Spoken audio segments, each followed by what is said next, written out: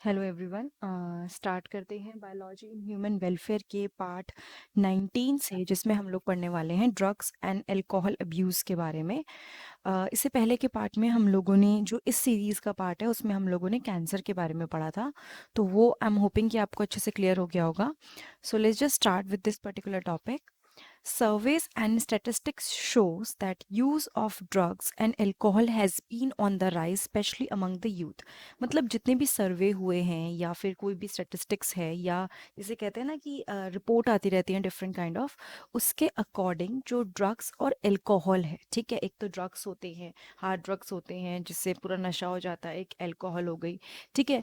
इनकी ये जो है ना, इनका राइज देखा गया है यूथ में। राइज देखा गया मतलब यूथ में ये बहुत ज़्यादा यूज़ हो रहे हैं। This is really a cause of concern as it could result in many harmful effect. कुछ लोग होते हैं जो ज़रूरत से ज़्यादा कुछ चीज़ों को करते हैं, तो यहाँ पे इसने क्या बोला है कि ये कंसर्न का रीज़न है। मतलब ये एक ऐसी चीज़ है जिसके बारे में सोचना पड़ेगा, स्टेप लेना पड़ेगा, बिकॉज आगे जाके इसके बहुत सारे हार्मफुल इफेक्ट्स देखने को मिलेंगे। Now, what is the solution then? Proper education and guidance would enable youth to safeguard themselves against this dangerous behavior pattern and follow healthy lifestyle। अब देखो, अगर हम यूथ को प्रॉपर एजुकेट करें या प्रॉपर गाइड करें, कुछ ऐसे बच्चे होते हैं जिन्हें पता ही नहीं होता कि ये गलत चीज़ है, बिकॉज साथ वाले लोग कर रहे हैं तो वो कर लेते हैं। तो अगर हम उन्हें प्रॉपर एजुकेशन दें, प्रॉपर गाइड करें, then it would be possible कि हम उनको इस जो बिहेवियर पैटर्न है, ये जो डेंजरस बिहेवियर पैटर्न है, इससे क्या कर सकें, बचा सकें। Now, the drugs which are commonly abused, मतलब देखो, एक होता है ड्रग्स, जो मेडिसिन हम लोग खाते हैं फीवर में थोड़ा बहुत, ये ड्रग्स ही कहलाते हैं। बट ये क्या होता है, एक प्रिस्क्राइब मैनर में डॉक्टर ने आपको दिया है कि ये इतना इतना लेना है। ऐसा नहीं डॉक्टर कह रहा है कि ले लो जितना भी ले लो, ठीक है, क्योंकि ऑब्वियसली उसका भी हार्मफुल इफेक्ट होता है। तो इसने क्या बोला, अब्यूज, यानी कि जब आप ज़रूरत से ज़्यादा और गलत तरीके से उसको यूज़ करो, नॉट लाइक आपको चाहिए या डॉक्टर ने बोला है, बिकॉज आपको उसे एक जो तरीका सही नहीं है उस तरह से आप यूज़ करो, तो हम उसे अब्यूज़ बोल देते हैं ना। Opioids, cannabinoids and Coca alkaloids, ये सारे के सारे इसके अंदर आते हैं, ठीक है। इसके बारे में एक एक करके हम लोग डिटेल में पढ़ने वाले हैं। Majority of these are obtain from flowering plant, some are obtain from fungi. यानी कि कुछ इसमें से जो मोस्टली हैं वो हमें कहाँ से मिलते हैं, फ्लावरिंग प्लांट से मिलते हैं, और कुछ होते हैं जो हमें फंजाई से मिलते हैं, ठीक है। अब देखो क्या करना है, ये स्ट्रक्चर मोस्टली आज तक ऐसा नहीं हुआ कि एग्जाम में आया हो, बट यस, ये पूछा जाता है कि ये किस प्लांट से मिलता है, क्या इसका नाम है, और दूसरी चीज़ कि इसको क्या कहते हैं, क्या बुलाते हैं, ठीक है। इस तरह से रिलेटेड क्वेश्चन आते हैं और डेफिनेटली इसमें से क्वेश्चन आता है। नाउ देखिए, opioids are the drugs which bind to specific opioid receptor present in our central nervous system and gastrointestinal tract। ये जो ओपियोइड है, ये जो ड्रग है, ड्रग का नाम ओपियोइड है, ये रिसेप्टर्स होते हैं। देखो, कोई भी चीज़ जहाँ पे जाके बाइंड करती है, जिस जगह पे बाइंड करती है, उसको रिसेप्टर बोलते हैं, ठीक है। तो which bind to specific opioid receptor, वो जो ओपियोइड है वो किसी पर्टिकुलर रिसेप्टर से बाइंड करेगा। और ये जो रिसेप्टर है वो कहाँ पे प्रेजेंट है, it is present in our central nervous system and gastrointestinal tract. कहाँ पे प्रेजेंट है, हमारे सेंट्रल नर्वस सिस्टम में, और गेस्ट्रो इंटेस्टाइनल ट्रैक जो पूरा हमारा ट्रैक्ट है, जीआईटी उसको बोल देते हैं, वहाँ पे ये रिसेप्टर प्रेजेंट है। Heroine, commonly called smack, is chemically diacetylmorphin which is a white odorless bitter crystalline compound। अब देखो, इसने क्या बोल दिया, हीरोइन जिसको बोलते हैं ना, नॉट एक्ट्रेस वाली हीरोइन, हीरोइन ड्रग का ही नाम है जिसको स्मैक भी बोल देते हैं। वो क्या होता है, वाइट है, और ऑर्डरलेस मतलब कोई उसकी खुशबू नहीं है, कड़वी सी होती है, क्रिस्टलाइन कंपाउंड होता है वाइट कलर का। और दूसरी चीज कैसे मिलती है, एसिटाइलेशन ऑफ मॉर्फिन। अच्छा, एक चीज देखिए, यहाँ पे मॉर्फिन का स्ट्रक्चर दिखा रखा है, ठीक है। अभी आपको इतना डिटेल में नहीं पढ़ना है कि क्यों कैसे होता है, but you need to remember कि कहाँ से मिला, कैसे मिला, क्या क्या चीजें हैं, ठीक है। Which is extracted from the latex. Now latex क्या होता है, जो वाइट फ्लूइड निकलता है ना प्लांट्स में से, ट्रीज में से, उसको हम लेटेक्स बोलते हैं। तो ये कहाँ से मिला हमें, latex of poppy plant papaver somniferum. इसने क्या बोला कि ये हमें, ये जो प्लांट है उसका साइंटिफिक नेम लिख रखा है पेपेवर सोमनिफेरम, वहां से मिला। Generally taken by snorting and injection, कैसे लिया जाता है, सूंघ के या इंजेक्शन के थ्रू उसको लिया जाता है। Heroine is a depressant and slows down body function. ये जो हीरोइन होती है ना, ये डिप्रेसेंट होती है। देखो, डिप्रेसेंट मतलब नॉट लाइक कि आपको डिप्रेस करेगी। द थिंग इज, जब डिप्रेसेंट कोई चीज होती है तो वो डिप्रेस करती है, लो करती है। तो यहाँ पे ये क्या करती है, बॉडी के फंक्शन को बहुत धीमा धीमा कर देती है। और जब बॉडी का फंक्शन बहुत ऑलरेडी धीरे हो चुका है तो इंसान को थोड़ा लाइट फील होता है। तो वो सारी चीज़ें अफेक्ट अलग चीज़ है। अभी इसके आगे हम पढ़ेंगे क्या क्या अफेक्ट होते हैं। Now cannabinoids are a group of chemicals. अभी हमने कौन कौन सा पढ़ लिया, हमने ओपियोइड पढ़ लिया, ठीक है। आपका ये पूरा हमने पढ़ा कहाँ से मिलता है ना। कैनाबिनॉइड्स ग्रुप ऑफ केमिकल्स हैं, यहाँ पे स्ट्रक्चर दे रखा है उसका। which interact with cannabinoid receptor present principally in the brain। जो आपने पहले पढ़ा था ओपियम, वो सेंट्रल नर्वस सिस्टम में और जीआईटी में उसके रिसेप्टर प्रेजेंट थे, ठीक है। इसके जो रिसेप्टर्स हैं वो ब्रेन में प्रेजेंट हैं। Natural cannabinoids are obtained from the inflorescences of the plant Cannabis sativa। देखो, अब यहाँ पे क्वेश्चन कई बार पूछ लेते हैं कि किस प्लांट से वो चीज़ मिली है। तो यहाँ पे आपने क्या बोला कि कैनाबिस सटिवा से हमें ये चीज़ मिली। The flower tops, leaves and the resin of cannabis plant are used in various combination to produce marijuana, hashish, चरस एंड गांजा। आजकल तो आप टीवी पे देखो, आपको काफ़ी कुछ पता चल जाएगा कौन कौन ले रहा है, क्या ले रहा है। तो यहाँ पे उसने क्या बोला है कि जो भी डिफरेंट टाइप के फ्लावर्स का पार्ट है, ठीक है, उसकी लीव्स हो गई, जितनी भी सारी चीज़ें हैं, वो हमें क्या करती हैं, जो उसकी जो गोंद सी निकलती है, रेजिन निकलती है, इन सब से हमें ये मिलता है। दूसरी चीज़ उसने बोली, जनरली टेकन बाय इनहेलेशन, सूंघ के इसको लिया जाता है, एंड ओरल इंजेक्शन, ठीक है। या तो ओरली खा लेते हैं डायरेक्ट, या इनहेलेशन मतलब उसको स्मेल करके लेते हैं। And these are known for their affect on cardiovascular system of the body. तो इसका जो इफेक्ट देखा जाता है, जैसे हर किसी पर्टिकुलर ड्रग का ना जो इफेक्ट होता है वो अलग अलग जगह होता है। तो इसका जो इफेक्ट देखा जाता है वो देखा जाता है कार्डियोवेस्कुलर सिस्टम पे, यानी कि आपके जो हार्ट हो गए, ब्लड हो गई, हार्ट वेसल्स हो गई, ब्लड वेसल्स हो गई, उन सब पे आपको इसका इफेक्ट देखने को मिलेगा। Now just a minute. Right. Now, coca alkaloids or cocaine is obtained from coca plant Erythroxylum cocoa। देखो, उसने पहले बताया ओपियम के बारे में, फिर उसने बताया कैनाबिनॉइड्स के बारे में। नाउ इट इज टेलिंग कि जो कोका एल्कलॉइड है, जो बहुत कॉमन नेम है, सुना होगा किसी ना किसी मूवी में या जहाँ पे भी कोई प्रोग्राम होते हैं। कोकेन, वो कहाँ से ऑब्टेन किया जाता है, from coca plant that is erythroxylum coca से, ठीक है। जो काफ़ी ज़्यादा मतलब वहाँ मिलता है, कहाँ पे, साउथ अमेरिका में। कहाँ मिलता है, साउथ अमेरिका में। It interferes with the transport of the neuro dopamine. ये क्या करता है, जो हमारा ट्रांसपोर्ट होता है किसका, न्यूरो का, डोपामिन। डोपामिन के बारे में आप सुनोगे कि जब कई बार कई डिजीज भी होती है तो डोपामिन ट्रांसफर होना बंद हो जाता है। तो यहाँ पे क्या होता है, जो हमारा डोपामिन ट्रांसफर हो रहा है उसके साथ ये इंटरफेयर करता है। कोकेन कॉमनली कॉल्ड कोक और क्रैक इज यूजुअली स्नॉटेड। मतलब इसको क्या किया जाता है, नॉर्मली स्नॉट किया जाता है, लिया जाता है, ऐसे सूखा जाता है। It has a potent stimulating action on central nervous system. Now what does that mean कि पोटेंट स्टिमुलेटिंग एक्शन हो रहा है सेंट्रल नर्वस सिस्टम पे। जो ये है ना कोकेन, ये एक रिएक्शन ट्रिगर करता है। मैंने यहाँ पे ना जो मीनिंग बीच में मुझे लग रहा है कि थोड़ा सा लिखने चाहिए थे, मैंने लिख दिए हैं। तो ट्रिगर अ रिएक्शन, स्टिमुलस क्या होता है, ठीक है, स्टिमुलस एंड देन रिस्पॉन्स, ठीक है। तो वो क्या करता है, हमारे सेंट्रल नर्वस सिस्टम पे एक रिएक्शन ट्रिगर करता है। उसके बाद है, it produces a sense of euphoria and increase energy.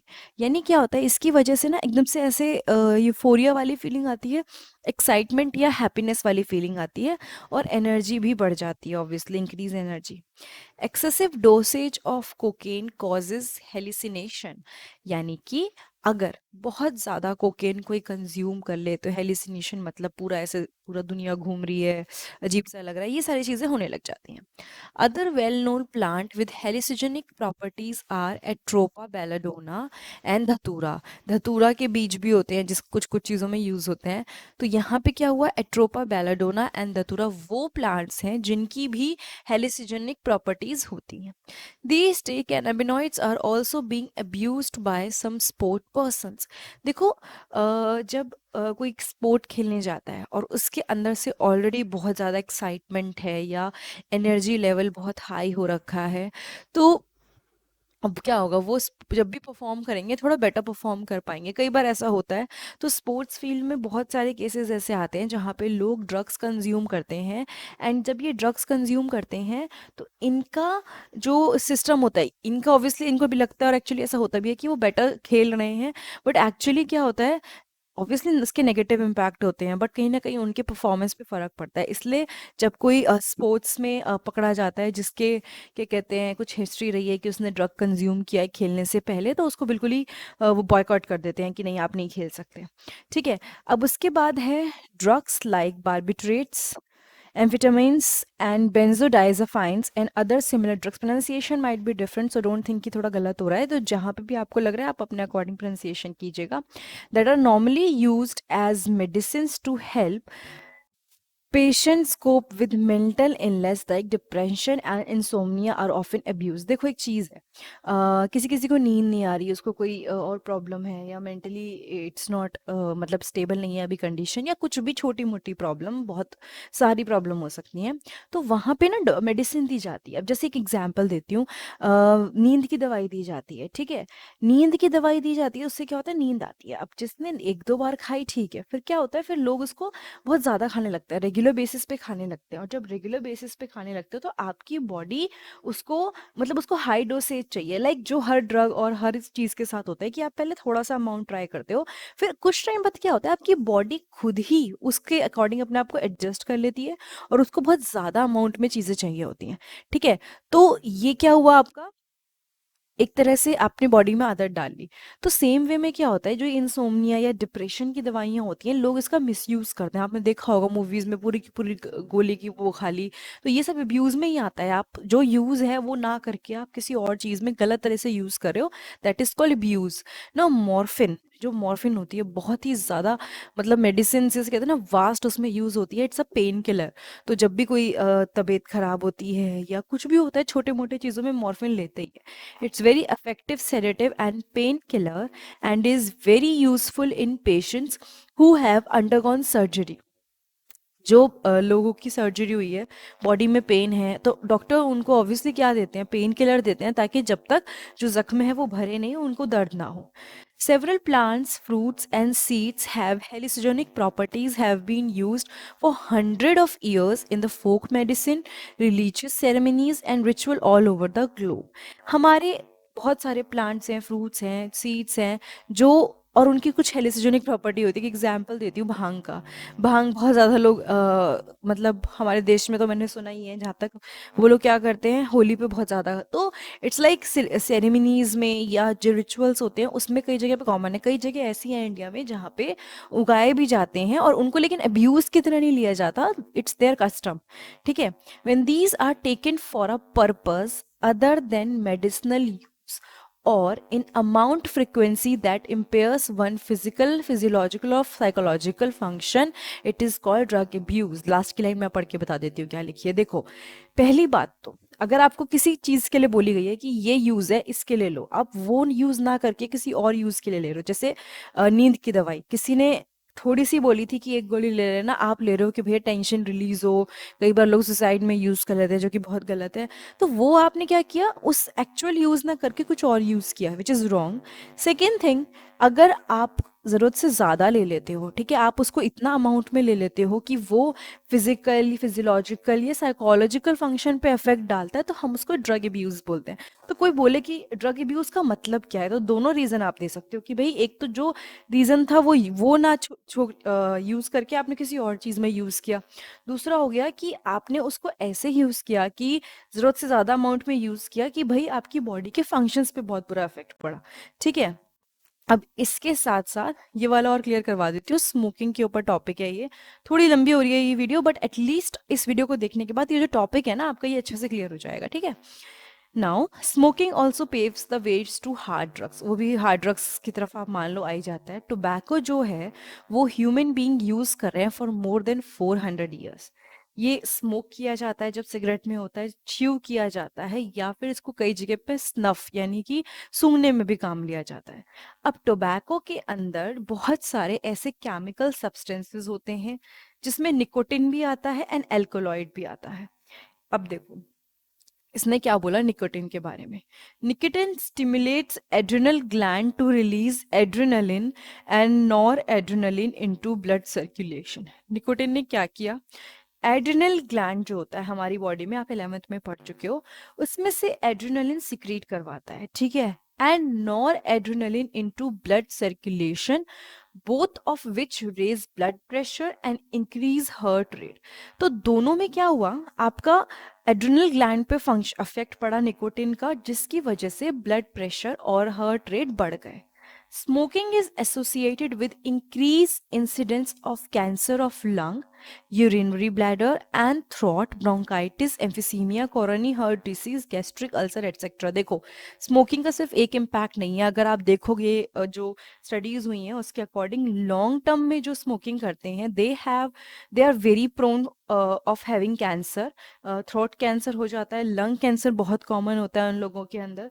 दूसरी चीज़ ये जो छोटी मोटी चीज़ें हैं कि उनको ब्रीथिंग इश्यूज भी होते हैं, प्लस गैस्ट्रिक अल्सर्स जो छाले हो जाते हैं उनके पेट में, मतलब there are many things. So these are the negative impact of smoking. Positive तो वैसे भी कुछ नहीं होता। Tobacco chewing is associated with increase risk of cancer of the oral cavity. जब कोई पर्सन बहुत ज़्यादा टोबैको को च्यू कर रहा है तो ऑब्वियसली क्या होगा, जो कैंसर का रिस्क है वो बहुत ज़्यादा बढ़ जाएगा, ठीक है, और oral cavity that is in this area. Now एक और चीज़, अभी हम सारे नेगेटिव में पढ़ रहे हैं और नेगेटिव ही पढ़ने वाले हैं क्योंकि इसमें पॉजिटिव कुछ नहीं है। Now smoking increase carbon monoxide content in blood and reduces the concentration of haembound oxygen. Smoking की वजह से बॉडी के अंदर क्या होता है, जो कार्बन मोनोक्साइड होता है ना, उसका जो लेवल होता है वो बढ़ जाता है। आपको भी पता है कि कार्बन मोनोक्साइड का लेवल अगर बढ़ जाएगा तो ऑक्सीजन हम अच्छे से यूज़ नहीं कर पाएंगे, वो बाइंड नहीं कर पाएंगे, ठीक है, और इसकी वजह से हमारी बॉडी के अंदर ऑक्सीजन की डेफिशिएंसी हो जाती है। तो there are many negative impact. The first one was it can cause cancer and lung cancer and everything, and second thing was when you are chewing tobacco, जब आप च्यू कर रहे हो तो ओरल कैविटी का कैंसर या oral cavity में problem होने के चांसेस बहुत ज़्यादा हो जाते हैं, ठीक है।